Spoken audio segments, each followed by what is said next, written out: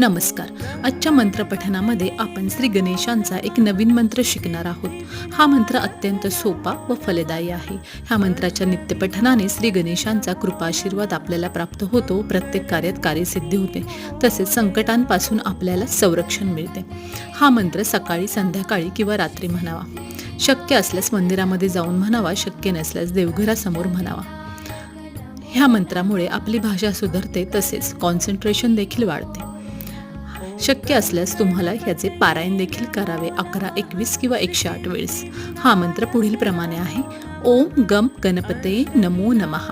हा मंत्र इथे संस्कृत व इंग्लिश असं दोन्ही भाषांमध्ये दिलेला आहे. व्हिडिओ आवडला असल्यास लाईक करा, शेअर करा, सबस्क्राईब करा, नोटिफिकेशन बेल आयकॉन प्रेस करा.